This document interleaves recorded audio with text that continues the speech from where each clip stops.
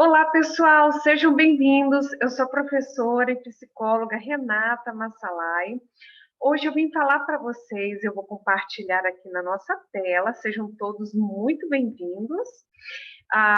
Nós vamos abordar sobre a resolução que a psicologia, o Conselho Federal de Psicologia estabeleceu, a resolução número 13, de 15 de junho de 2022, então ela é super recente, e ela veio falar sobre a disposição, né, a questão das diretrizes para a nossa atuação prática, profissional, no que tange a psicoterapia, por nós profissionais psicólogos e psicólogas.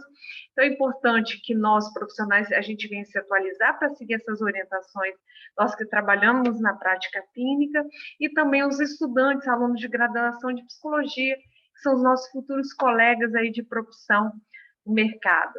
É importante a gente já estar alinhado com as nossas ações pertinentes que se pede aqui a esta resolução. Essa resolução número 13, de 15 de junho de 2022, ela vai falar no artigo 1 que ela está calcada para regulamentar o exercício profissional nosso, como psicólogo e psicóloga, no que se refere à psicoterapia. Tá? E ali no parágrafo único vai falar o que a definição do que seria a psicoterapia. A psicoterapia ela está com evidência, uma prática que aqui vai abordar de forma bem, né, bem embasada aqui no parágrafo único, que ela está alicerçada nos princípios de evidência científica.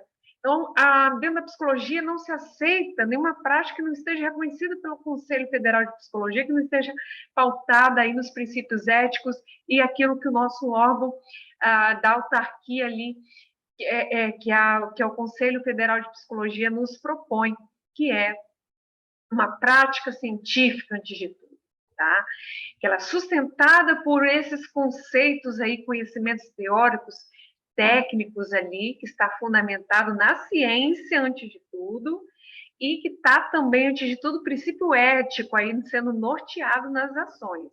Tá? E que vai se desenvolver no contexto clínico e em um relacionamento interpessoal aí, junto a indivíduos que a gente pode estar atendendo, casais, famílias, né?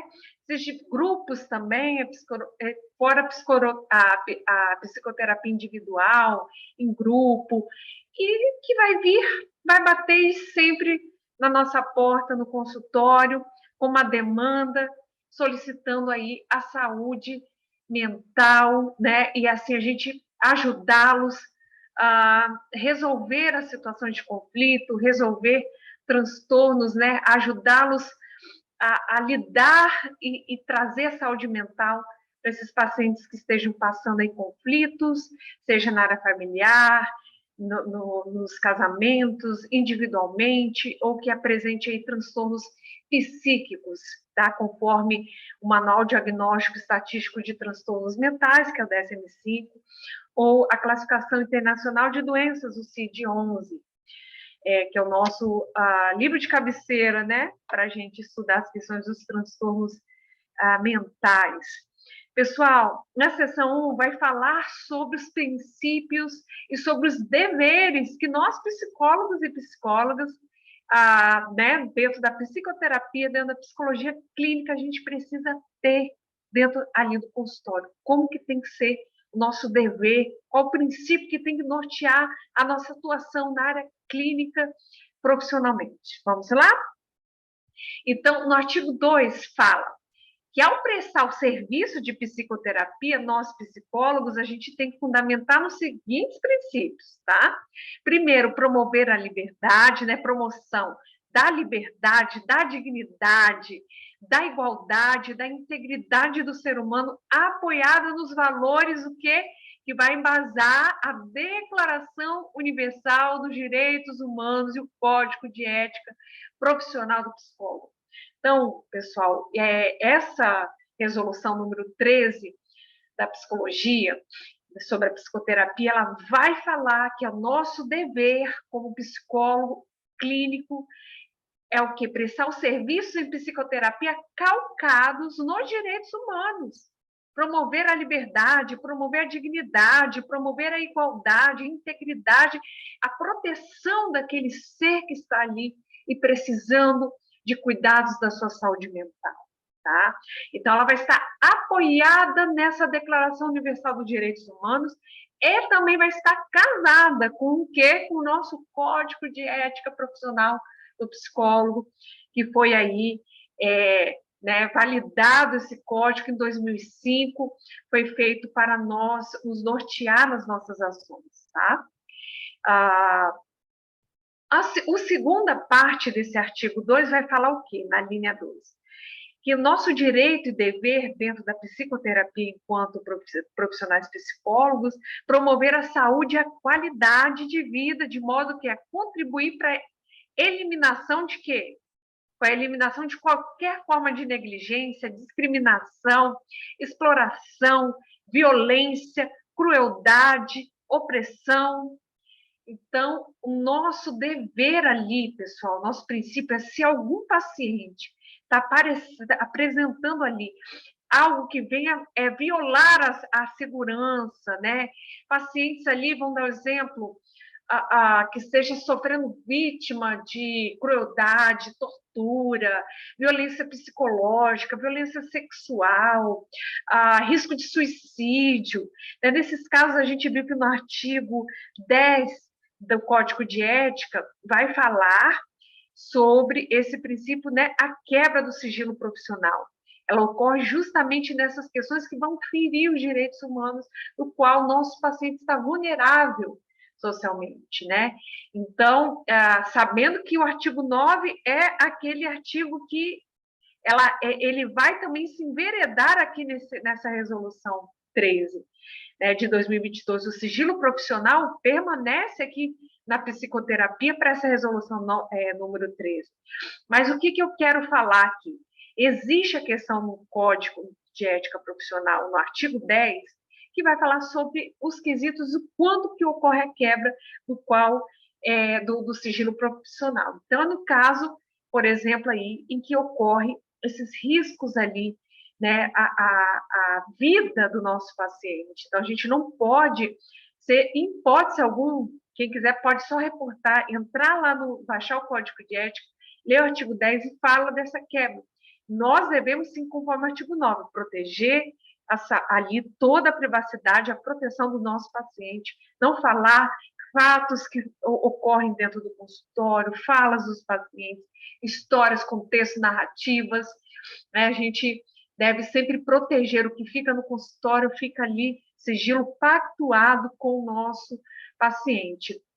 Mas existe a questão da possibilidade da quebra do sigilo no artigo 10, quando sim ocorre esses quesitos que vêm ferir os direitos humanos, que vêm promover riscos à vida do nosso paciente, que é a questão, né, de exploração, violência, crueldade, opressão. Então, essas questões de violência, pessoal, essas questões de tortura, vamos dar exemplo ali, uma automutilação está botando em risco a vida, negligência paterna, são questões aí sociais que podem, sim, nós temos o dever como profissional de fazer encaminhamentos às políticas públicas, os principais órgãos aí de políticas públicas de assistência sociais, o CRAS, o CAPES, né, o CREA, que é tão importante aí para absorver essa demanda e ajudá-los na promoção da saúde mental. Tá? A gente não pode, sem hipótese alguma, negligente, acontecer essas situações do consultório e ficarmos omissos, tá? Então, no artigo 2, nessa linha 2 que a gente está vendo aqui, é que a gente precisa contribuir para eliminar qualquer forma de negligência, discriminação, exploração, violência, crueldade e opressão. Então, omissão, jamais, tá? Jamais devemos ser omissos a essas questões que vão violar os direitos humanos e a saúde, a vida e a proteção dos nossos pacientes. Então, a gente precisa promover, antes de tudo, a saúde. Nosso bem maior é a saúde, né? A vida, a saúde mental, a integridade do nosso paciente, tá? E a qualidade de vida dele ou dela. Então, pessoal, na linha 3 vai falar sobre o compromisso ético também, de não estabelecer com a pessoa atendida, família, casais e demais grupos conhecidos vínculo que possam interferir negativamente, causar prejuízo aos objetivos aí do serviço prestado. Então, por exemplo, eu tenho que ter o cuidado de estabelecer que ali o psicólogo não é um amigo, ele é um profissional. Tudo que foge à relação profissional ali, você está quebrando o vínculo terapêutico. Você está invadindo limites, né, em excesso e desnecessários.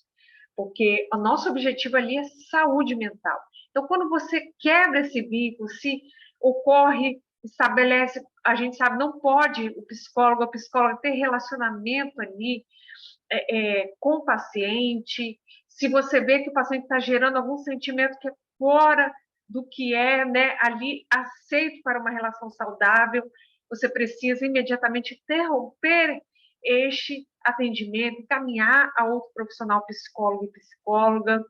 Então, gente, cuidado com tudo que possa extrapolar essa relação, tá? Seja do paciente ele começar a sentir algo, sabe, se apaixonar pelo psicólogo, a psicóloga, se isso ocorre, imediatamente interrompa e vá e passe este paciente para outro profissional.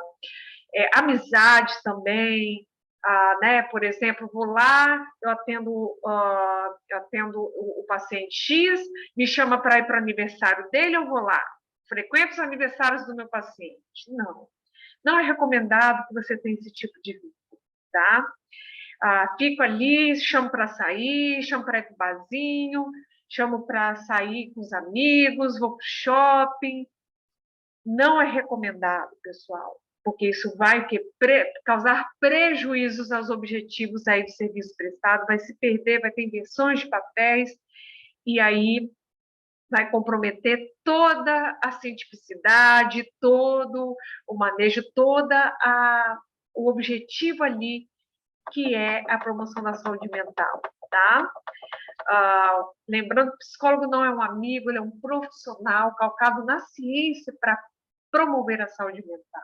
Tá? Não é um amigo do bar, não é um amigo do shopping, não é um amigo de ligar conversar todo dia, né?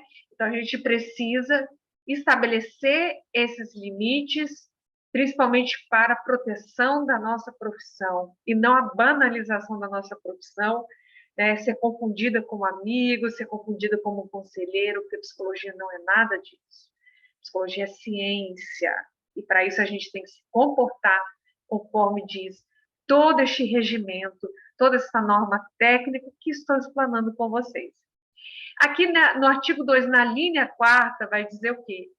Que é nosso dever, enquanto psicoterapeutas, né, psicólogos clínicos aqui, né, psicólogas que atuam na área clínica, o aprimoramento, então, profissional e qualidade técnica, dando seguimento à sua formação de modo continuado, a fim de ampliar e atualizar seus conhecimentos teóricos e técnicos e suas habilidades pessoais para conduzir os processos psicoterápicos. Então, gente, é nosso dever, a nossa prática profissional da psicoterapia, ela precisa estar aprimorada profissionalmente e buscando a qualidade técnica. Então, me formei, faça cursos, faça pós-graduação, faça cursos de extensão, faça especializações, tá?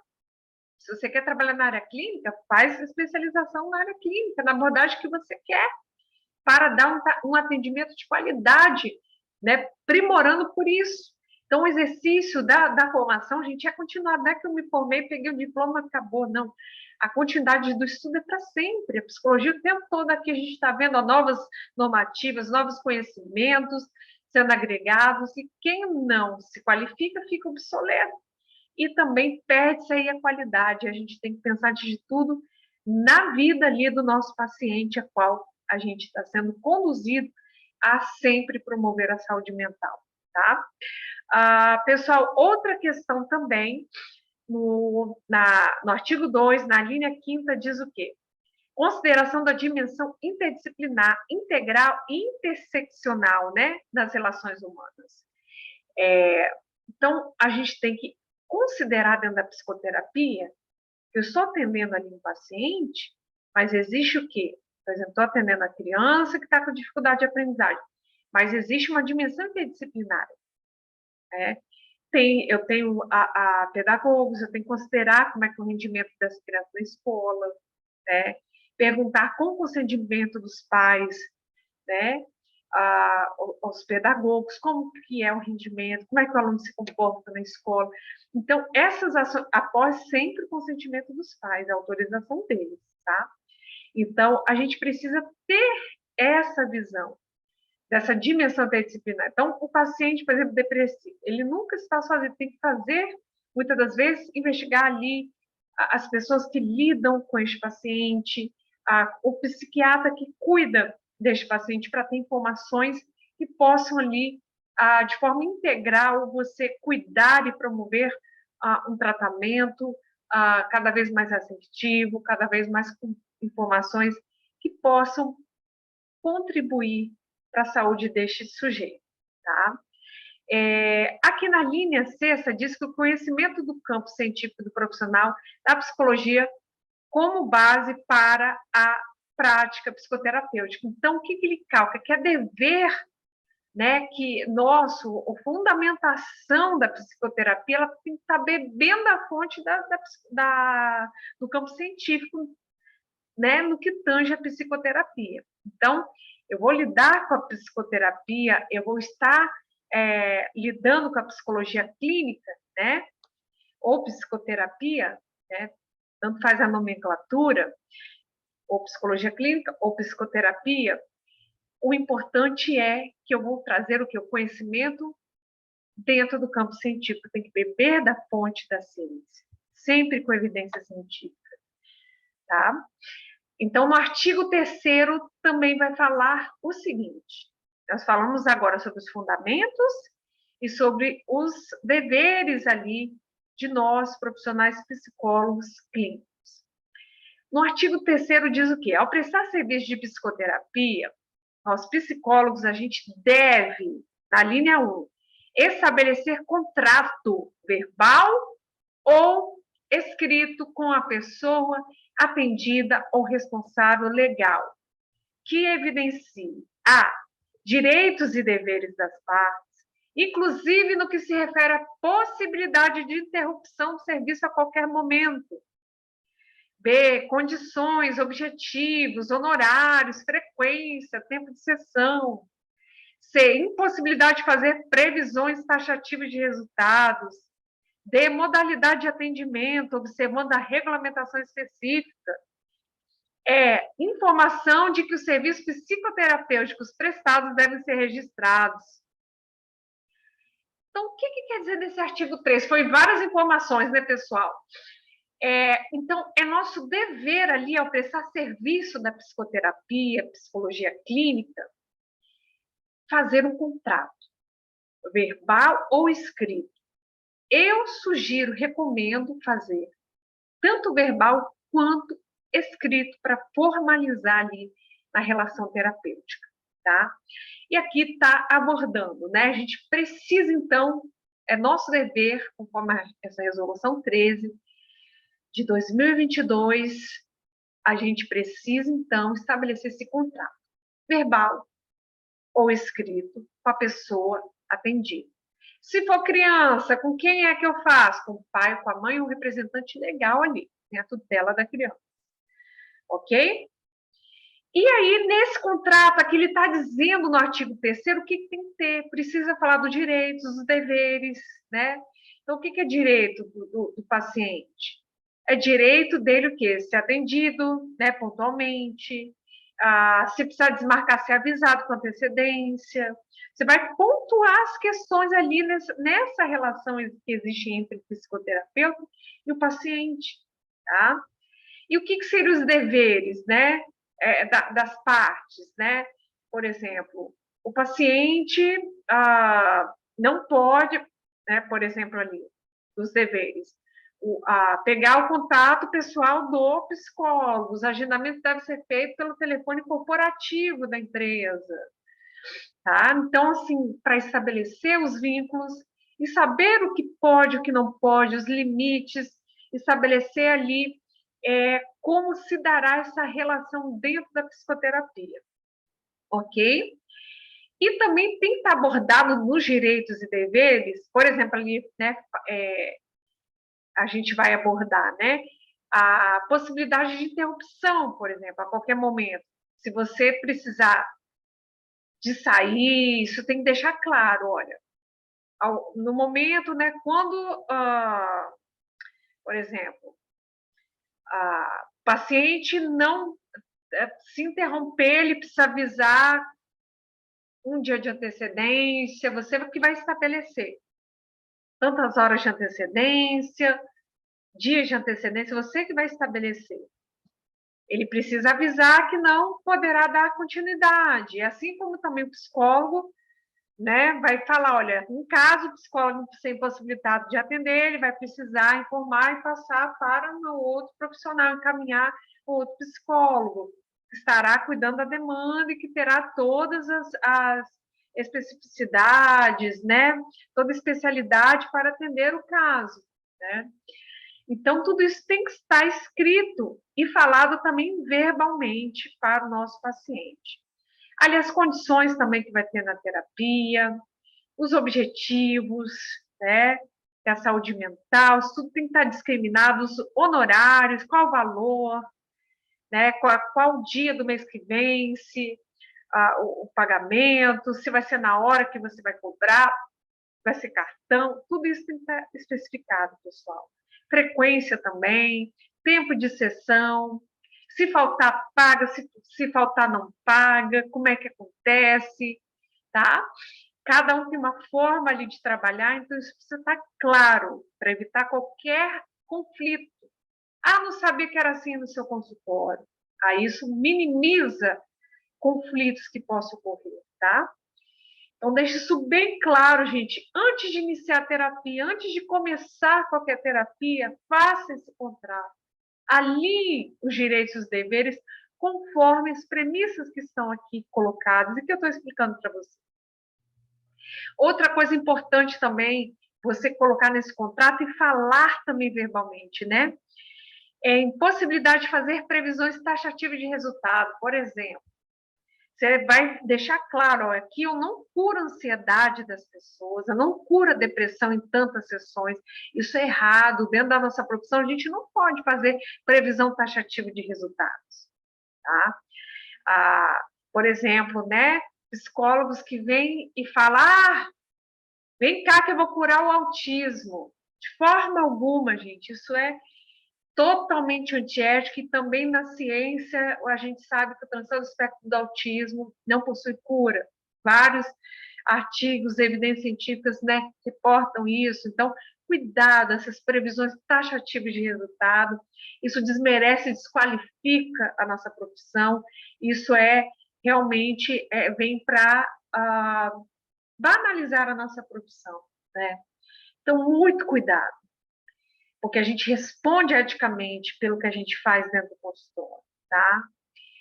Pessoal, então é importante colocar ali, não é em tantas sessões que vai tratar a depressão, não é que eu vou te tratar e você vai ser curado, não prometo isso, a psicologia não promete, nem permite no meu código de ética que faça essas previsões.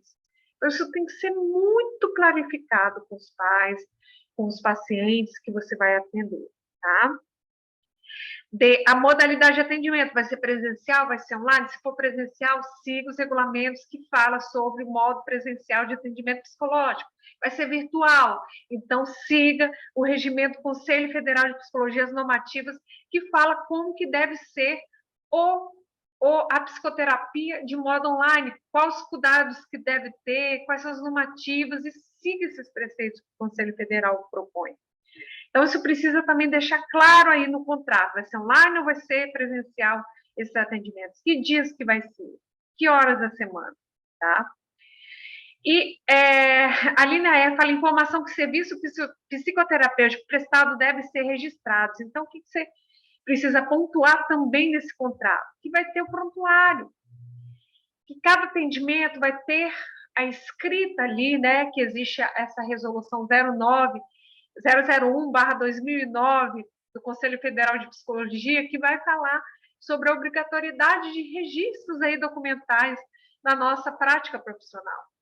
Então, dentro da psicoterapia, a gente vai fazer a evolução. Em cada terapia vai ter uma escrita ali terapêutica, vai ter ali toda a evolução, desfechos, objetivos da terapia que foi trabalhada naquele dia vai estar discriminado e que o paciente pode ter acesso integral a essas informações conforme prevê essa resolução 001/2009 do Conselho Federal de Psicologia sobre os documentos, sobre a questão da obrigação, né, dos registros documentais na psicologia. Pessoal, o que a gente deve também estar ali observando? No artigo 3º ainda falando, se tratando desses serviços de psicoterapia, o psicólogo e psicóloga, eles devem disponibilizar o código de ética profissional do psicólogo por meio físico ou virtual. Então, no consultório, né, vocês podem pedir ali os conselhos regionais de psicologia, solicitem ali, né, para que eles disponibilizem para vocês fisicamente, ou baixem aí no site do Conselho Federal de Psicologia, porque ele precisa, esse código estar disponível, seja por meio físico, que você pode solicitar aos Conselhos Federais de Psicologia, ou também por meio virtual, que você pode baixar no Conselho Federal de Psicologia, tá? Isso precisa estar ali, ó. Você coloca lá no balcão ali do teu consultório, lá na secretaria, lá junto com seu assistente administrativo, secretário que está ali gerindo ali os atendimentos para você no consultório, coloque ali para estar visual, né? Esteja de uma forma bem ali demonstrada aos pacientes, as pessoas que vão chegar de demanda no teu consultório. Então, isso é regra, pessoal, que tenha o código de ética profissional, psicológico, seja físico ou seja virtual, disponível aos pacientes e os usuários de serviço do teu consultório. O que precisa também, pessoal? Elaborar documento psicológico de modo que a atender ao padrão da modalidade documental adequada à demanda. Então, na hora de preparar esse documento psicológico, seja relatório, né, seja um laudo, seja o prontuário, ele precisa seguir ali de forma adequada, conforme o Conselho Federal de Psicologia coloca ali as estruturas, e cada resolução desses documentos vai pedir uma estrutura do que tem que ter, tá? Então, temos que seguir fielmente para estar agindo de forma correta. Eu preciso também, aqui fala, né, na B, a letra B, manifestar-se ante as demandas. Eu preciso elaborar esse documento psicológico também para atender, então, tem que ser adequado à demanda. Manifestar-se ante as demandas de acordo com o objetivo do serviço prestado. Então, neste documento psicológico, então, eu preciso manifestar, né, diante dessa demanda, colocando ali, né, de acordo com o objetivo ali do serviço prestado. Eu preciso também, nesse documento psicológico, garantir essa proteção à dignidade da pessoa atendida, de acordo com as disposições do Código de Ética Profissional do Psicólogo e demais resoluções vigentes, né, do Conselho Federal de Psicologia. Então, pessoal, muito cuidado com a questão do sigilo profissional, tá? Do que a gente vai colocar ali, do como que tem que colocar, o que vai escrever, siga essas resoluções, siga as disposições do Código de Ética Profissional, busque sempre o sigilo profissional na forma de você estar escrevendo também, para proteger a dignidade, a pessoa que está ali precisando e sendo cuidada nos serviços de saúde mental por nossos psicólogos, tá? Então, temos que cuidar dessa questão, né, com muita cautela, na forma quando a gente for elaborar os documentos psicológicos. Na letra D fala fazer constar o propósito legítimo e específico do documento, com ressalvas à impossibilidade de uso incompatível com a sua finalidade. Então, pessoal, se é um laudo, você tem que falar qual a finalidade. Você tem que dizer para que você está fazendo esse laudo, tá? É um fim de diagnóstico, o que é? E vamos dar o um exemplo, um prontuário. Tem fins de diagnóstico um prontuário? Não. Por isso que a gente tem que saber e ler as resoluções que falam sobre os documentos aí escritos, sobre laudo, sobre relatório que tem no Conselho Federal de Psicologia, que lá vai dizer a proposta de cada um, tá? Vai dizer o que é o atestado, o que é a declaração, o que é um relatório, no qual não vou me adentrar aqui, mas eu sugiro que vocês possam ler, estudar a finalidade de cada um, para não cometer esse erro. Então, por exemplo, no prontuário eu não posso ficar falando, conforme a resolução 001/2009, falar de resultado de teste psicológico. Ali não cabe isso. Mas, por exemplo, num relatório, cabe você falar de que teste você utilizou, qual o resultado. Num laudo, também. Né? Agora, numa declaração, cabe eu falar de resultado de teste psicológico? Também não. Então, pessoal, cada tipo de documento psicológico exige uma especificidade, existe sua peculiaridade. Então, cabe a nós ficar de olho e ler e se atualizar conforme essa resolução do Conselho Federal de Psicologia. Tá? E as resoluções e o Código de Ética Profissional do Psicólogo. Outro ponto, pessoal, que a gente também tem que estar aí, né, bem observando, é expressar os dados técnicos fidedignos, cientificamente embasados e alicerçados nas normas cultas da língua portuguesa de acordo com a finalidade da demanda. Então, preciso expressar qual foi o desfecho, o que é o dado que você traz sobre esse paciente, né, qual a informação, expressar as informações, até, por exemplo, no prontuário, no que você for falar ali, no relatório, num laudo que você vai trazer ali sobre o paciente, você precisa expressar tudo, até declaração atestada em todos. Eu preciso expressar dados técnicos e fidedignos, tá? Que estejam totalmente com base fincada na evidência científica. E também, gente, não só o Conselho Federal de Psicologia preza por essa questão de ser cientificamente embasado a sua escrita no prontuário, a declaração, no atestado, lembrando da especificidade, que no atestado, numa declaração, eu não vou colocar ali, de forma alguma, dados, não vou falar resultado de teste, não é para isso, tá? Já no laudo, sim, no relatório, sim, entendeu? Então, cada um, não importa as especificidades e a particularidade de cada tipo de documento.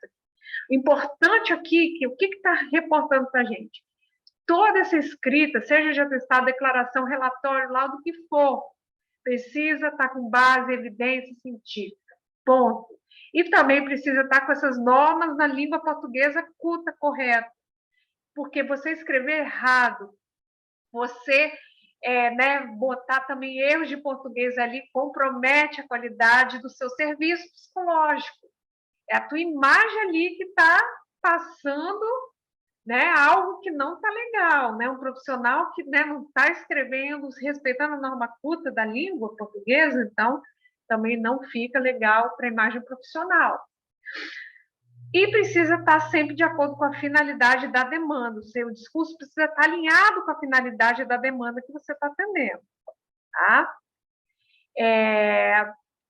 Aqui na letra F do artigo que a gente está lendo, que é o artigo 3º, que fala sobre o que a gente deve prestar ao serviço, né, na psicoterapia, aqui vai falar que a gente deve prestar informações estritamente necessárias, preservando, olha aí o artigo 9 do Código de Ética Profissional, pessoal, o sigilo, e a confidencialidade. Então, seja atestado, seja declaração, seja relatório, seja laudo, seja o que for de documento psicológico escrito nessa terra, a gente precisa cuidar em se tornar cada vez mais isso de uma forma assim, é inegociável dentro da psicologia, o sigilo profissional, pactuar em toda a escrita, seja qual tipo de documento psicológico, sigilo profissional antes de qualquer coisa, sigilo profissional. O artigo 9, né, do Código de Ética Profissional Psicológico precisa estar ali fincado na sua escrita, tá bom? Pessoal, outro ponto que eu quero trazer para vocês aqui. Eu preciso também, nessa questão do meu dever ali, como profissional psicólogo, no que tange ao documento psicológico, né, ao elaborar um documento psicológico, eu estou no artigo 3, na linha 3, está falando sobre os documentos, como que eles devem ser elaborados, né, psicológicos. Ele diz o quê? Que tem que seguir, né, na letra G, as disposições da resolução do Conselho Federal de Psicologia, número 6, de 29 de março de 2019, e correlatos. Essa disposição, essa resolução, pessoal, nada mais é do que a resolução que vai tratar sobre os documentos escritos, que vai falar sobre como o atestado, como que é a declaração, como que deve ser o prontuário, como que deve ser o laudo, como que deve ser o relatório. Então, todos esses tipos de documentos escritos que a gente faz decorrente à nossa prestação de serviço enquanto profissionais psicólogos, ela está aqui. Então, sugiro vocês beberem dessa fonte, leem, estudarem essa resolução, tá? Ela deve seguir, elaborar esses documentos escritos. Então, o Conselho Federal de Psicologia, nessa resolução número 13 de 2022, que é o que eu estou reportando sobre a psicoterapia, diz que ao elaborar documentos no artigo 3, na linha 3, na letra G, tem que beber da fonte da resolução número 6 de 2019, que vai retratar sobre como que cada um desses documentos deve ser escrito, tá bom? Vamos lá. Então, eu sugiro que vocês entrem nessa resolução, estudem para preparar de forma assertiva e fidedigna a ciência e também aos preceitos do Conselho Federal de Psicologia, tá? Aqui, pessoal, na letra, aqui agora na quarta linha, tá? Do artigo 3, da linha 3, que a gente está falando sobre os documentos aí escritos. Agora ele vai falar sobre, nessa linha 4, sobre proceder ao registro do serviço prestado de modo a 2 pontos. Descrever os procedimentos técnicos científicos adotados na evolução da atividade de modo sucinto. Então, pessoal, aqui está falando, quando eu vou fazer um registro do serviço prestado, eu preciso, então, descrever esse procedimento técnico-científico dentro da psicologia que eu vou adotar, a evolução dessa atividade que eu fiz ali dentro da terapia, o que eu utilizei, a abordagem que eu utilizei, de forma que, sucinta, eu vou descrever o que eu fiz ali, por exemplo, no prontuário, eu não preciso ter 2, 3 páginas, 4, para falar o que eu fiz em 1 hora de sessão. Ele pede aqui para que a gente faça essa descrição de modo sucinto. Então, eu recomendo, por exemplo, que um prontuário seja no mínimo, no máximo, né? No máximo, uma lauda, uma folha só, uma página, pessoal. 2 chorando 2, mas eu acho que o ideal é 1 página com prontuário. Tá? Não se espera que se faça um laudo ali. Laudo, sim, relatório, sim. Você tem que descrever ali a vida do paciente, falar quais os testes que você utilizou. Você vai falar de uma forma muito mais detalhada. Mas, então, pessoal, muito cuidado. Aqui fala, na hora de prestar o serviço, dentro da psicologia, na hora de registrar, tem que ser um registro sucinto. Busque ser sucinto. Você também não vai fazer um laudo de 20, né? Vamos buscar ser coerentes, né? Algo que que seja conciso, contundente, realmente precisa. Por exemplo, no prontuário que eu estou questionando, precisa de 7 folhas para falar de 1 hora de atendimento do paciente? Não. Tá? É recomendado que seja o quê? Sucinta, tá? B, a linha B, manter atualizado o conjunto de informações. Então, no laudo, relatório, aconteceu coisas novas, questões novas na vida do paciente, que vai alterar ali sua forma, seu plano terapêutico, reescreva, coloque ali, atualize o que você escreveu no prontuário, atualize o que você escreveu no relatório, ali no laudo, mantenha atualizado, tá? Letra C, que vai falar na linha 4, que ao proceder, a gente tem que proceder ao registro, né, do serviço, né, de psicologia prestado como? Eu tenho que manter o arquivamento documental de modo que seguro e sigiloso, observando a confidencialidade, disponibilidade e integridade conforme a legislação vigente. Então, por exemplo, os prontuários, as declarações, atestado, laudo, avaliação, nosso dever é manter arquivado ali, guardado, né? Passa ali por nome de cada paciente, vai pela de A a Z, passa de cada um, seja ali de forma online, no software que você usa, ou de papel. É o nosso dever o quê? Guardar, se for online, põe senha ali, senha que só você, psicólogo, pode criptografia ainda, né? De uma forma bem protegida, um código com criptografia para você se proteger e se resguardar, porque é nosso dever guardar esse arquivamento aí de forma segura, não pode vazar dados de paciente, tá? E também tem que ter cuidado com a confidencialidade, a disponibilidade e integridade. Então, cuidado, vou botar ali também papel amassar, rasgar, botar ali tudo amassado. É nosso dever, isso tudo tá, né, aqui descrito para a gente, tá?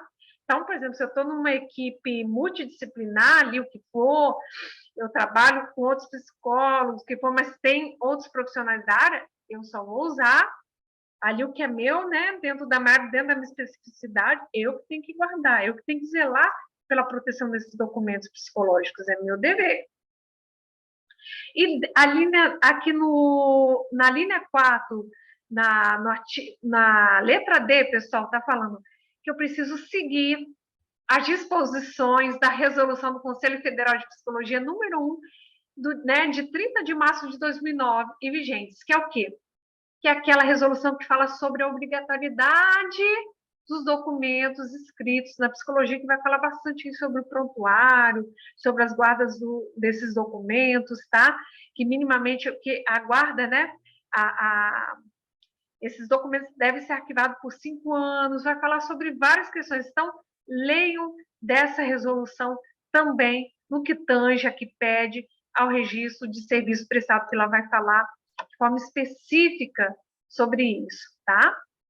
Pessoal, na linha 5ª aqui, vai falar que a gente, diante, né, da nosso registro de serviço psicológico aí prestado, a gente precisa utilizar a abordagem, então, psicoterapêutica admitida cientificamente, conforme o artigo 14 dessa resolução. Então, a gente precisa, na hora ali, a gente vai proceder, vou falar num prontuário, eu vou escrever num laudo, num relatório, o que for, um documento que eu vou prestar serviço, né, decorrente ao meu serviço prestado como psicólogo.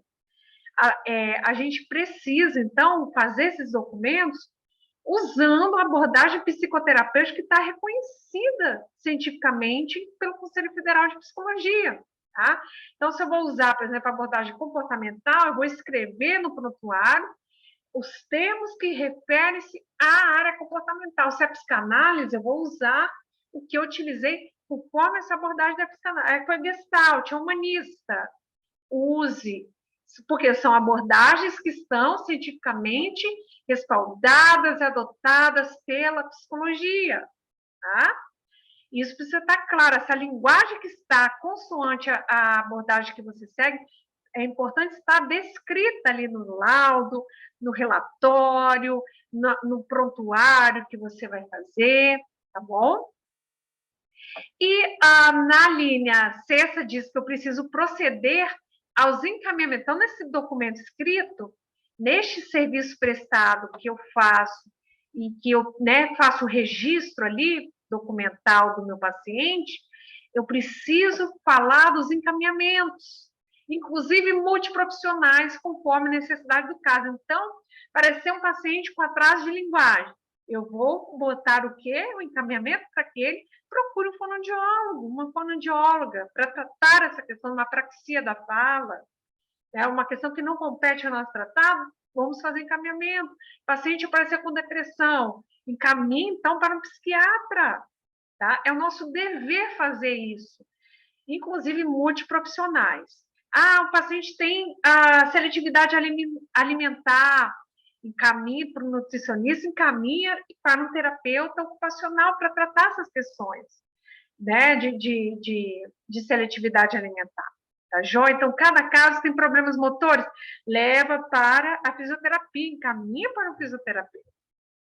É nosso dever fazer esses encaminhamentos, e isso está descrito nesses documentos, decorrentes da prestação de serviço nosso psicológico. Tá?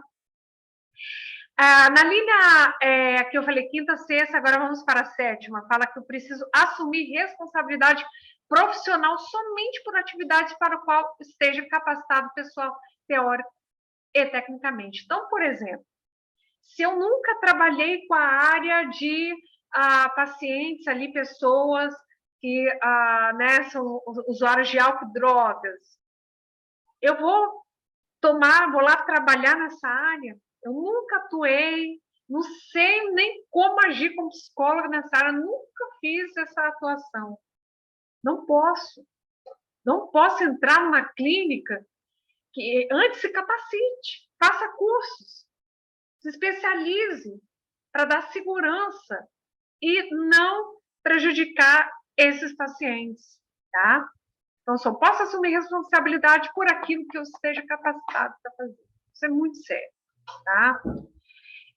Também até, pessoal, vamos dar exemplo, criança aí com autismo. Eu nunca trabalhei com autismo e vou começar a atender numa clínica. Se você não tiver formação na análise de comportamento aplicada, né, não tiver ali supervisão, não tiver capacitação necessária, a criança sofre, a família vai ser o mais prejudicado, você vai estar contribuindo mais ainda para o atraso no desenvolvimento dessa criança. Pensa bem quanto que isso é sério, tá? Em todos os casos, a gente tem que pensar na proteção do nosso paciente e que a gente está violando o direito dele humano quando a gente assume responsabilidade a qual não nos compete por não estarmos qualificados. Outro ponto também, pessoal, eu preciso aqui promover a inclusão e considerar a especificidade das pessoas com deficiência, assegurando em condições de equidade o exercício dos direitos e das liberdades fundamentais conforme as leis vigentes. Então, pessoal, o tempo inteiro chegar ali o teu paciente, se você não tem especificidade nessa área, nunca atuei, Renata, com crianças com deficiência, nunca atuei nessa área, com adultos com deficiência, então você passa para quem tenha essa especialidade, tá? Então, a gente precisa, quando chegar ali no nosso paciente, buscar a inclusão, olhar a especificidade, saber qual o atraso que tem esse paciente com paralisia cerebral. Quais as áreas que estão prejudicadas? Quais as áreas que são preservadas? Né? As áreas corticais, cerebrais que são preservadas. Isso tudo precisa ser respondido, precisa ter essa informação, seja por aplicação de testes psicológicos, seja pelas ferramentas que a gente vai utilizar. Vamos obter esses dados para quê? Para ter um plano terapêutico assertivo e também ali, de forma a considerar as limitações, onde está o nível de autonomia desse paciente, o que precisa ter de ganhos dentro da terapia, né? Então, isso precisa ser observado essa especificidade na deficiência para a gente poder, assim, ter uma terapia né, conforme os preceitos científicos, que pede isso. Na linha 9 que vai falar de que eu preciso respeitar as normas profissionais correlatas ao exercício da psicoterapia. Tá? E também no artigo 4 vai falar, o tempo de sessão é definido por nós psicólogos, tá? E deve considerar o quê? A linha 1, critérios técnicos, teóricos e éticos relacionados à sua abordagem terapêutica, né, psicoterapêutica. Então, esse tempo de sessão vai ser definido por nós psicólogos, tá? E nesse tempo eu preciso considerar o quê? Critério técnico para isso, teórico, vai de acordo com a sua abordagem, ético, que está ali ligado à sua abordagem psicoterapêutica, quando você for pensar sobre o tempo da sessão. Na linha 2 do artigo 4, fala que eu preciso o quê? Garantir a qualidade, eu tenho que dar a garantia da qualidade do atendimento oferecido e dos objetivos propostos, cujos balizadores são a complexidade e especificidade das pessoas atendidas. Preciso garantir essa qualidade, gente. E o quê? Frente o quê, né? Esses objetivos propostos, que vai ser o quê? Cujos balizadores são a complexidade e a especificidade das pessoas atendidas. Então, ali eu preciso, dentro da psicoterapia, garantir essa qualidade do atendimento que eu estou oferecendo como psicoterapeuta. E o balizador disso, o quê? Vai ser a complexidade e vai ser a especificidade das pessoas atendidas. Eu preciso, na linha 3, dizer o que ele diz? Que a vedação à psicóloga e ao psicólogo, psicoterapeuta, de condicionar tempo de sessão a honorários ou gratuidade. Por exemplo,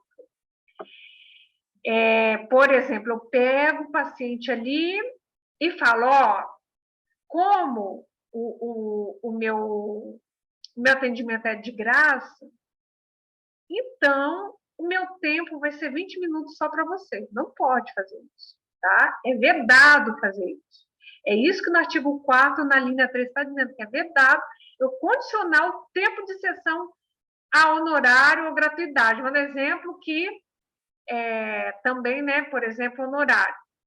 Minha sessão, você quer, por exemplo, vou pagar R$30, né, por exemplo, coloca ali esses valores de, vamos lá, coloca R$50. Estou botando aqui R$50. E aí você vai dizer, bom, R$50, R$50, então vou fazer 25 minutos para você, porque você está me pagando R$50 só a sessão. Então, vou fazer 25 minutos, tá? Porque você está me dando R$50. Se você quer que eu fique mais horas, cada hora, para mim, vai ser um valor maior.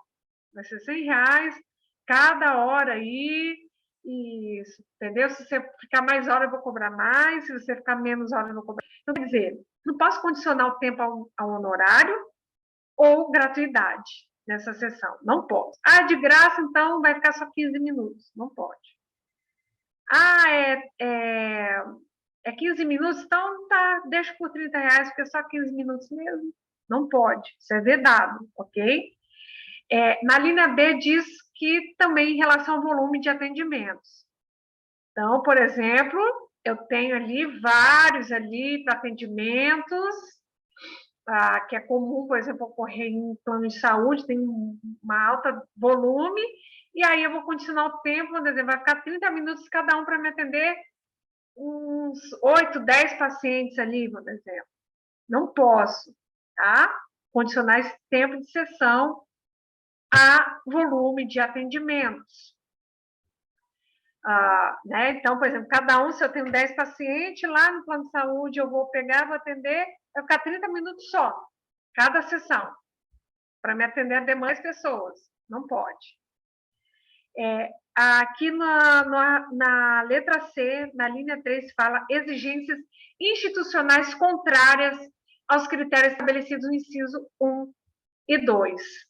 Então, por exemplo, se na instituição, a empresa que você atua, instituição, seja onde for, você está vedado, né, a condicionar ali o tempo a exigências institucionais, o que contrárias a esses critérios que foram que eu acabei de falar em relação, né, ao inciso 1, que eu falei, está ligado ao critério técnico, né, que o tempo ele é definido pela questão técnica, então você tem que ter cuidado dessas exigências aí, não pode aceitar essas exigências institucionais que sejam contrárias a esse critério que diz que o nosso tempo de sessão ele tem que ser definido por cunho técnico, teórico, ético relacionado à nossa abordagem, que a gente vai utilizar dentro da psicoterapia, e 2, a garantia de atendimento oferecido e dos objetivos propostos,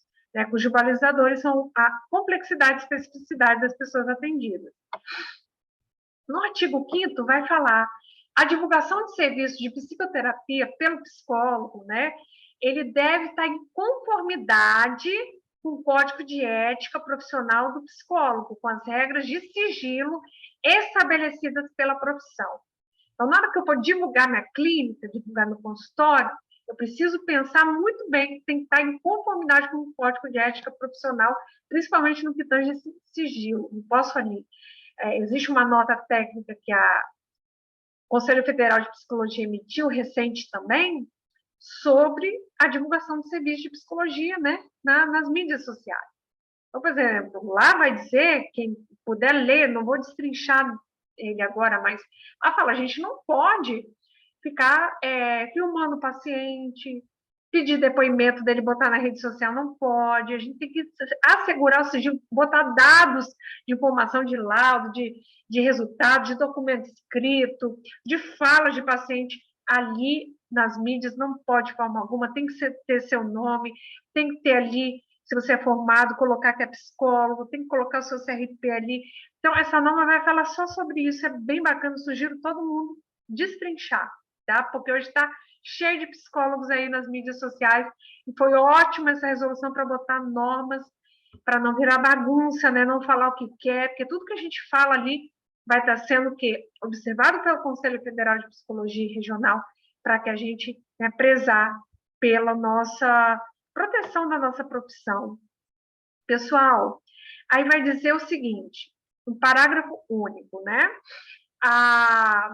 Aqui vai dizer, né, nessa divulgação, sobre a divulgação que eu estou te falando, do nosso serviço de psicólogo. Parágrafo único. A psicóloga, o psicólogo, psicoterapeuta deve informar o seu nome completo, acabei de falar, CRP, né, e número de registro profissional. Então, tem que estar lá escrito, Renata Massalai, CRP Lameu, né, 16, número 3866, tem que estar lá, na minha página do Instagram, página do Face, onde eu vou colocar nas mídias sociais, no YouTube, onde eu vou colocar. Artigo 16, aí vai falar, artigo 6º, a psicóloga e o psicólogo psicoterapeuta é vedado atuar como perito ou assistente técnico de pessoa por ela ou por ele atendida, atual ou anteriormente, bem como de familiar ou terceiro vinculado ao atendido. Então, a gente não pode atuar como, né, dentro da psicoterapia, com pessoas que a gente tenha conhecido, venha ter vínculo ali terapêutico, né? Então, eu não posso ali atuar profissionalmente, né? Atual ou anteriormente está considerando, bem como de familiar ou terceiro, vinculado ao atendido. Então, eu não posso atender, né, pessoas ali, do paciente, que ele tenha vínculo ali atual ou anterior, né, com familiar, o terceiro vinculado, né? Então, por exemplo, amigo, amiga, tio, tia, né? Então, assim, muito cuidado. Então, aqui está dizendo que a nós é vedado atuar como perito assistente técnico de pessoa, por ela e por ele atendida, atual ou anteriormente, bem como de familiar ou terceiro vinculado ao atendido. Então, Não posso pegar um paciente ali, atender família dele, parente, né? Não posso, tá? Ou terceiro vinculado ao atendido, né? Pessoas ali conhecidas, seja atual ou anteriormente. Não posso estar fazendo atendimento a esse paciente. Nem nós, né, como profissionais, não podemos atender família, não podemos atender amigos, ok? E nem dos nossos pacientes também, pessoas próximas a eles, é isso que esse artigo 6 diz, não pode. Artigo 7º diz, o atendimento psicoterápico voluntário é o serviço prestado sem cobrança de honorários e realizado por escolha do psicólogo e da psicóloga. Então, eu não vou cobrar, se eu faço um trabalho voluntário, né, de psicoterapia, eu não posso fazer cobrança ali de honorários, tá? Então, não pode. Ele é prestado serviço sem cobrança de honorário. Na linha 1 desse artigo 7, fala que ao prestar atendimento psicoterápico voluntário, a psicóloga e o psicólogo deverão. Então, se eu for fazer o atendimento psicoterápico voluntário, eu, primeiro, não posso fazer cobrança, tá? Não posso cobrar por isso. E eu preciso também, prestar pela garantia de direitos das pessoas atendidas, ok? Então, mantém sempre essa questão dos direitos. B, assegurar essa qualidade, não é porque é voluntário que vai ser um serviço de qualquer jeito, que vai ser um serviço aí, mais ou menos. Não é assim. Melhor que você nem faça voluntário se for para sujar a psicoterapia, tá? Então, assegurar a qualidade teórica. Eu preciso manter o padrão de qualidade como se estivesse ali sendo paga pelo paciente. Fazer da mesma forma, porque ali é a ciência, você está passando a imagem da nossa profissão. Então, preciso assegurar a qualidade teórica, técnica e ética da psicoterapia em condições dignas e apropriadas à natureza do serviço. A linha 2 diz, é vedado ao psicólogo e a psicólogo o quê? No atendimento psicoterápico voluntário, 2 pontos. Utilizar o atendimento psicoterápico voluntário de forma a induzir pessoas ou organizações a recorrerem em seu serviço. Por exemplo, eu não tenho paciente nenhum, acabei de me formar, vou fazer voluntário para começar a me divulgar, para depois começar a cobrar a pessoa. Não pode. É isso que a linha A a letra A da linha 2, né, desse artigo 7 sobre o atendimento psicoterápico voluntário diz.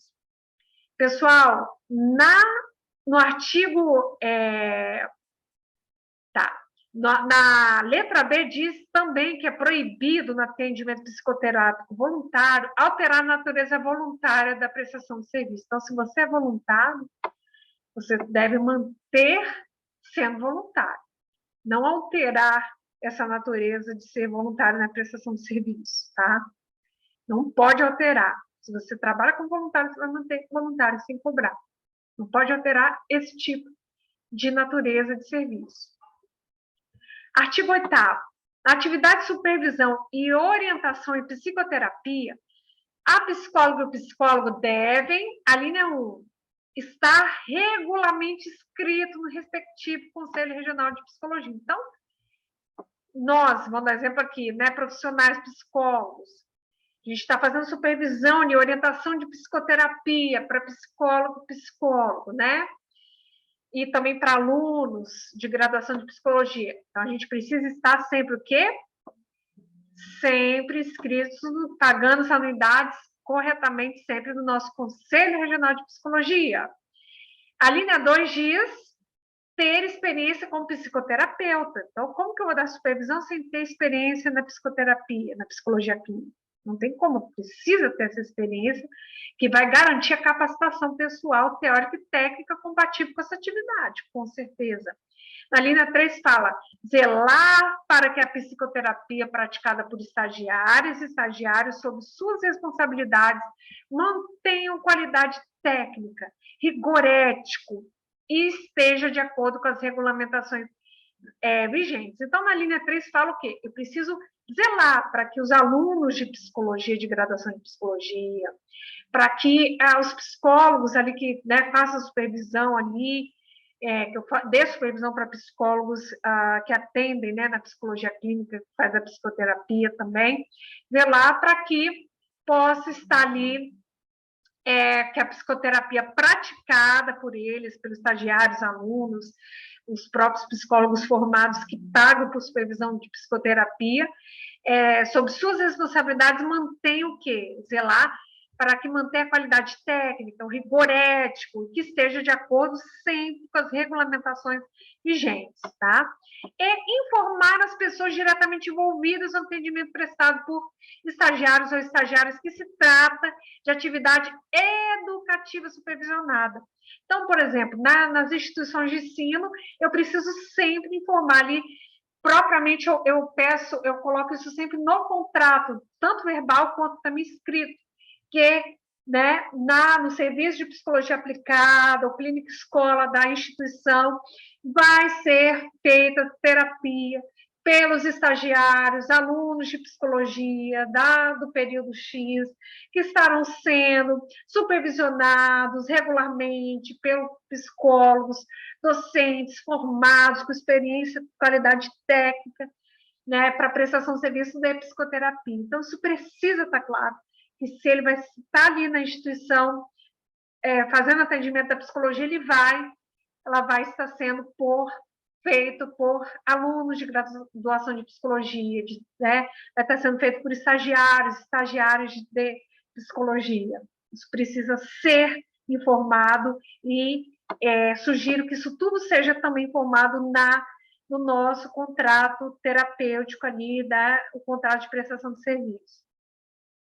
Pessoal, eu preciso também, aí vamos para outra ponta aqui, seção 2.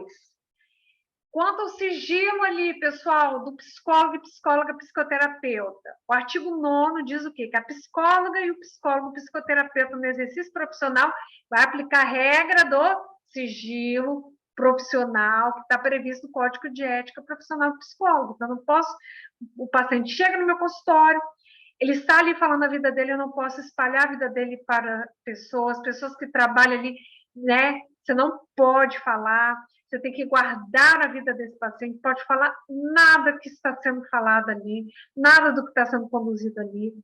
E se for escrever até na documentação, a gente está vendo, tem que prezar pelo sigilo também na documentação escrita, tá?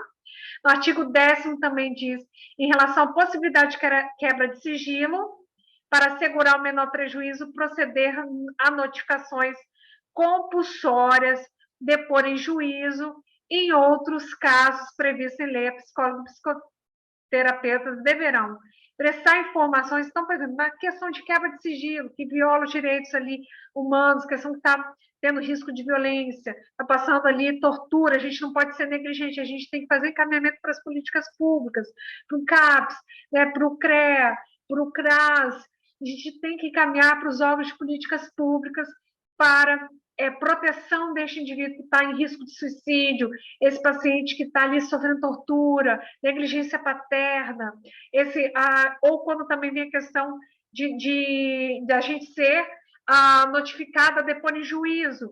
Também, nesse caso, a gente se abre a quebra do sigilo.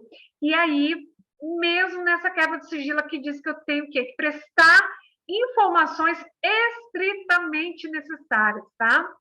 Eu preciso assegurar o menor prejuízo para esse paciente. Eu preciso muito protegê-lo mesmo nessa situação em que há possibilidade de quebra de sigilo, tá? Proceder às notificações compulsórias, ok? Depor em juízo e em outros casos previstos em lei. Então, nós, psicólogos clínicos, a gente deve o quê? Prestar informação estritamente necessária, mesmo em quebra de sigilo, de modo a não comprometer a segurança do nosso paciente, da pessoa que eu estou atendendo. A linha 2, considerar impactos da quebra do sigilo e aspectos de vulnerabilidade social da pessoa atendida. A linha 3, indicar dados sigilosos apenas em formulários, sistemas ou equipamentos de políticas públicas correspondentes que assegurem o sigilo de informações. Tá vendo, gente? Muito cuidado. A linha 4, prestar explicações judiciais mediante padrão de documentos psicológicos estabelecidos. Lembra aquela resolução de documentos que fala como no laudo, no relatório, atestado, declaração, diz toda a estrutura como deve ser?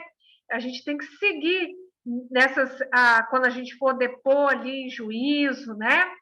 A gente precisa prestar essas explicações judiciais mediante essa resolução aí do documento psicológico, que é a resolução do CFP, do Conselho Federal de Psicologia, número 6, do 19 de março de 2019, conforme o caso. Seguindo essa escrita fiel ao que essa resolução diz de 2019, né, número 6/2019, que fala sobre como devem ser escritos os documentos psicológicos. Artigo 11. A gravação das sessões de psicoterapia por áudio ou por vídeo deve ser consentida em caráter livre, prévio, informado e por escrito, pessoal, pela pessoa ser atendida.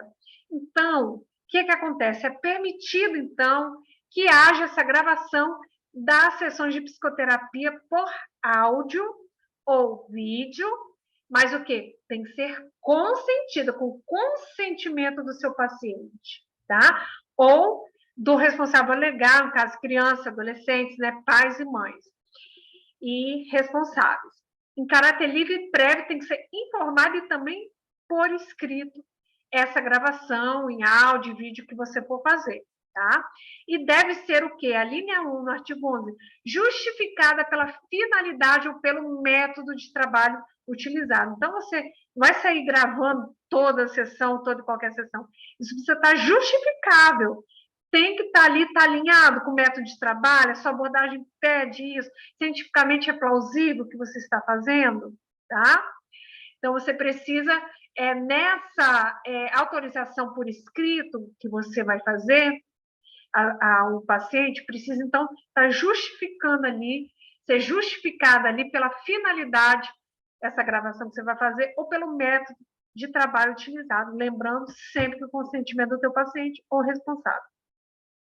E garantir o sigilo, tá? Gravou em áudio e vídeo, você, psicólogo, é responsável pelo sigilo desse vídeo, dessa gravação, desse paciente, conforme as normas que regem a nossa prática ética. Aqui vai dizer na linha 1 aqui, do artigo 11 também, aqui, ó, tá vendo esse parágrafo aqui primeiro? Parágrafo primeiro. A gravação de atendimento de criança, adolescente ou interdito é condicionado ao consentimento dos pais, livre, prévio, informado e por escrito, e a subsequente anuência da pessoa a ser atendida. Ok? No parágrafo 2 diz o quê? Que é vedado o uso de registro de áudio e de imagem de pessoas atendidas em caráter alheio à finalidade e ao método previamente estabelecido. Então, você não pode ficar saindo, gravando vídeo sem ter uma justificativa aí da finalidade, do método previamente estabelecido. Então, sua abordagem pede isso, a ciência dessa ferramenta que você está utilizando justifica esse pedido de vídeo, de áudio, de gravação que você está fazendo, tá? Porque é proibido você fazer esse registro de áudio e de vídeo, né? Em caráter alheio, assim, vou gravar por gravar. Não pode, é isso que esse parágrafo diz. Tem que ter finalidade plausível, tem que estar justificada, e o método de trabalho também precisa estar acordando de que é necessária essa gravação. No parágrafo 3 diz que a gravação das sessões compõe o registro documental nos termos do quê? Do Conselho Federal de Psicologia, número 1, de 30 de março de 2009. Tá? Então, ela vai seguir aquela resolução, né, número 1 de 2009, que vai falar sobre registro documental. Então, quando você for gravar, leia esse registro do Conselho, essa resolução do Conselho Federal de Psicologia, que fala sobre a obrigação do registro documental. Na seção 3, vai falar sobre do serviço psicológico psicoterapêutico prestado à criança, e ao adolescente. como que então tem que ser o nosso serviço, psicólogos, psicólogas que atendem crianças e adolescentes. Eu mesmo, minha especialidade é na área da infância e atuo há mais de 10 anos na área, né, da infância e da adolescência. Então, pessoal, o que precisa ter? Autorização por escrito de ao menos um responsável legalmente constituído antes do início do acompanhamento psicoterapêutico. Esse modelinho está aqui, tá? Que no finalzinho vai ter dessa resolução de 013, né, de 2022, sobre a psicoterapia, vai ter um modelinho que a gente precisa utilizar para atender crianças e adolescentes menores de 18 anos. Antes de começar qualquer trabalho de psicoterapia, o pai, a mãe, o responsável precisa preencher esses dados aqui, autorizando a nós profissionais conduzir ali a terapia do seu filho, sua filha, né, ou da criança ali que esteja, ou do adolescente que ele esteja ali, né, com a tutela, que seja responsável, tá? E ali também, na linha 2 do artigo 12, fala que eu preciso primar pela proteção integral e melhor interesse da criança e do adolescente, conforme preconiza o Estatuto da Criança e do Adolescente. Então, pessoal, leiam o Estatuto da Criança e do Adolescente, também você que trabalha com a área infantil, com adolescentes, né? É importante ver tudo que preconiza ali antes de estar fazendo esse atendimento, tá bom? Primando, eu não vou me adentrar nisso, tá? Mas peço vocês a sugestão de lei. Se você quer trabalhar na área da infância e adolescência, beba da fonte também do Estatuto, tá? Da Criança e do Adolescente. E ali, a psicologia vai beber da fonte para primar o que? A proteção integral e melhor interesse da criança e do adolescente, tá? Eu preciso também propor a participação dos responsáveis no acompanhamento do processo psicoterapêutico da criança e do adolescente e acioná-los sempre que se fizer necessário. É muito excelente, gente, essa resolução, né, do Conselho número 13/2022, porque a gente vê assim, é muito comum dentro da terapia, pessoal. É muito importante a gente que trabalha com a criança e adolescente deixar os pais, a gente já, né, já vi muito assim dentro da profissão, os pais ficarem alheios, não sei o que o psicólogo está fazendo, o que está fazendo, né? Pessoas às vezes reclamando, olha, Renato, não sei, não tenho informação. Então, assim, é importante, eu sempre na minha atuação profissional, eu sugiro a todos, porque isso gera uma angústia, e ainda bem que nessa resolução veio para acabar com isso, né? Angústia muito dos pais, eles querem saber informação. Então, é importante, não é só atender a criança. Quando você atende a criança, você atende o pai, a mãe, representante legal. Dentro da nossa atuação, está associada ao atendimento também do pai, da mãe, para entender todo o sintoma que a criança ali está tendo, todas as necessidades, todo o comportamento. A gente precisa fazer também o acompanhamento do processo do pai, da mãe, ou do responsável, tá? Pela criança ou adolescente. Então, sempre esteja a par, eu sempre, né, dou feedbacks ali aos pacientes, é importante sempre dar feedback, retorno ao pai e mãe, o que está fazendo na sessão, pai, mãe, está trabalhando isso, dá informação, sempre no finalzinho da sessão eu chamo os pais para falar o que eu trabalhei, o que foi feito, o que ele precisa fazer, quais as ações ali importantes que eles possam fazer para ajudar na terapia, para estar ali alinhado comigo no objetivo terapêutico que eu tracei. Então, pessoal, é importante na área da infância, principalmente, a participação, isso eu sempre fiz, é importante que todos façam. Essa resolução vem, então, para marcar de vez isso, porque muitos vêm, às vezes, no consultório e falam, não gostei, atendimento, porque não sei o que acontece com meu filho no consultório, não sei, não me falam nada. Isso a gente escuta, ouve, por quê? Não é o atendimento adequado fazer dessa forma, principalmente se tratando, né, no que se tange a especificidade da criança, ou a paciente adulto, tudo bem, sabe, preza o sigilo, é outra história. Na criança e adolescência, sim, mas sabendo que os pais têm que ter informação, tá? O sigilo ali entre você, a criança, o pai e a mãe ali. e o responsável legal que está ali atendendo essa criança, que é, né, responsável legal por esse pai, mãe, dessa criança ou adolescente, tá? Importante estar cuidando disso. Fazer esse acompanhamento e sempre acionar, sempre que for necessário. Eu sempre, no final da sessão, chamo, dou feedback, falo quais os próximos passos, os encaminhamentos, né? Isso é muito importante, até para minimizar o sofrimento psíquico e deixá-los ali sempre, né, participantes, né, ajudantes dessa necessidade de atingimento dos objetivos terapêuticos. Os pais muitas vezes podem ser aliados para nos ajudar nisso, tá?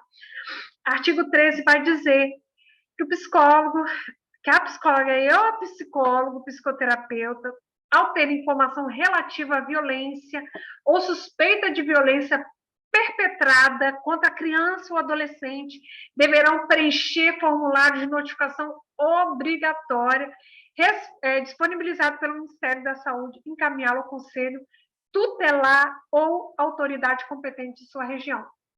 Então, se a gente está atendendo ali criança e adolescente, está sabendo que está uma violência ali, ou suspeita de violência ali contra a criança ou adolescente.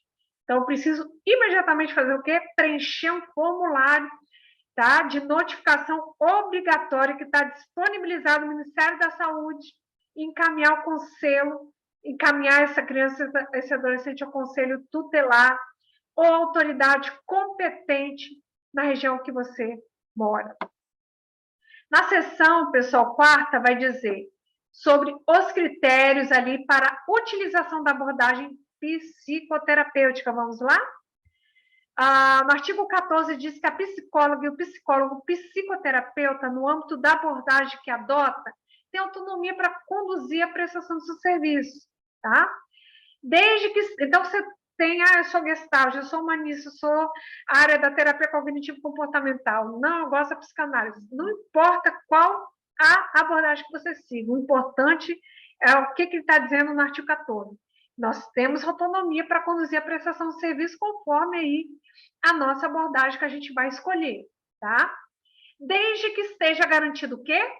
O respeito integral do nosso código de ética profissional do psicólogo, as demais normativas que regem e as demais normativas que regem o exercício profissional psicólogo. Então, tanto o código de ética, como essas resoluções, essas notas técnicas, todas elas precisam ser respeitadas ali, tá? O que tange também a utilização da abordagem psicoterapêutica dentro do consultório clínico. A linha 2 diz a fundamentação. Então, quando eu for utilizar a minha abordagem psicológica para o consultório clínico, eu preciso entender que essa abordagem, eu preciso o quê? Ela precisa ter uma fundamentação ético, científico, epistemológico, tá? Então, tem que estar calcada na ciência, tá? E no princípio ético e epistemológico. E ela precisa ter a fundamentação científica sobre o desenvolvimento humano e psicológico. Ela precisa ter a teoria clínica explicativa do sofrimento humano. Ela precisa ter comprovação por meio da literatura científica que evidencie benefícios à saúde, como a gente sabe que as diversas abordagens que a gente utiliza na psicologia têm, né? Temos, né, as nossas abordagens, o quanto, então tem que estar ali tudo científico, embasado, comprovado na literatura científica.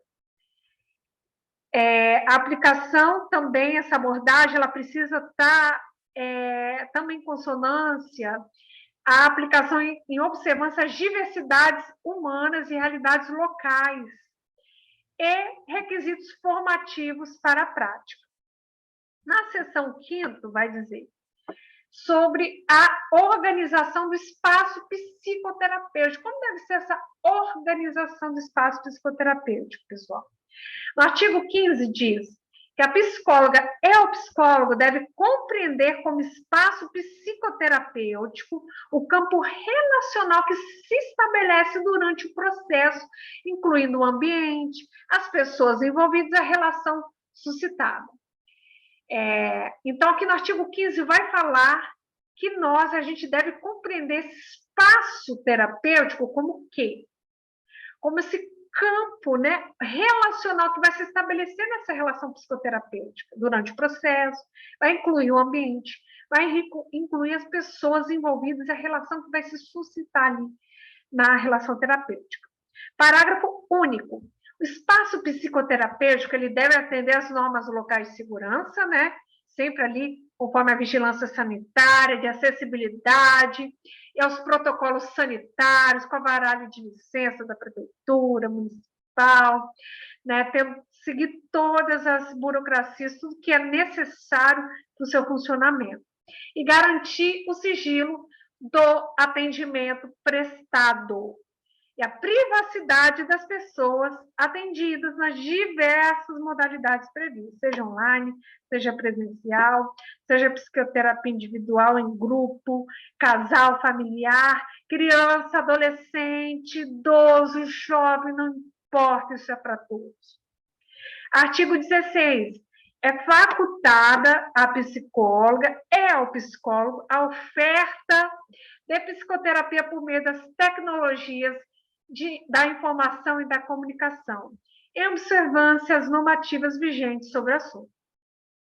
Então, por exemplo, a gente pode escolher como psicólogo, né, a oferta de psicoterapia, né, por meio aí, né, da modalidade online, né, da tecnologia de informação e da comunicação, né, mas em observância à normativa vigente sobre o assunto. Então, tem que ler e estudar sobre a resolução de atendimento online, de psicoterapia e atendimento online para seguir esses preceitos, se você for atender na modalidade online, aí, utilizando a tecnologia da informação e da comunicação. Na seção ali, pessoal, sexta, fala sobre as nossas disposições finais. No artigo 17 vai falar que na prestação de serviços psicoterapêuticos, o psicólogo, né, e a psicóloga deve respeitar a singularidade e a pluralidade das pessoas atendidas que vão aparecer ali no seu consultório, acolhendo ali diversas possibilidades de expressão e da existência humana. Tá? Então, a gente tem que, como diz a Declaração de Direitos Humanos, né, aceitá-lo integralmente, ele tem que estar ali, ter liberdade, direito de expressão, integridade, aceitação incondicional do que está ali postos para ser cuidado, protegido, amparado em sua saúde psíquica, tá? Livre de pré-julgamentos, livre, tendo a laicidade, né, como premissa, nada de influência filosófica, política, religiosa, isso tem que estar fora do consultório, isso é proibido pelo nosso Código de Ética Profissional. Nosso objetivo ali é aprimorar pela ciência psicológica para promover a saúde mental e minimizar todo qualquer sofrimento psíquico, tá? E ajudar no tratamento e intervenção de transtornos mentais dos nossos pacientes, tá? Parágrafo único, a psicóloga, psicoterapeuta deve basear-se nos princípios da cientificidade e da laicidade da psicologia. Acabei de falar. Artigo 18. Fica revogada a resolução do Conselho Federal de Psicologia, número 10, de 2000. Então, leiam essa resolução, observem que essa resolução aqui, número 10 de 2000, então fica revogada, conforme o artigo 18 dessa resolução 13 de 2022 nos aponta, e artigo 19 fala que essa resolução do dia 15 de junho de 2022 entra em vigor 30 dias após a publicação oficial, o qual já está em vigor, tá, pessoal? E aqui está o nosso anexo da autorização, né, para atendimento de adolescentes menores de 18 anos e crianças, tá? Para acompanhamento psicoterapêutico, para a gente seguir o modelinho. Pessoal, espero que tenham gostado. Peço a vocês que, após assistir essa videoaula, vocês possam assinarem um termo, né, da ciência dessa resolução da psicoterapia número 13/2022, se cumprindo, se comprometendo, né, a atender todo o que foi explicado, explanado sobre a importância de seguir essa resolução para um bom andamento e cumprimento ético na psicoterapia, no nosso atendimento da psicologia clínica e psicoterápica, na nossa atuação profissional, tá? No consultório clínico. Então, peço a vocês para assinarem e, né, declarando essa ciência e esse comprometimento de fazer se cumprir o que essa normativa aí nos pede para a proteção e primando pela ética na psicoterapia, na nossa prática profissional psicológica. Pessoal, obrigada pela presença e a participação de vocês aqui comigo. Espero que vocês tenham gostado, né, de toda a elucidação que foi feita dessa resolução.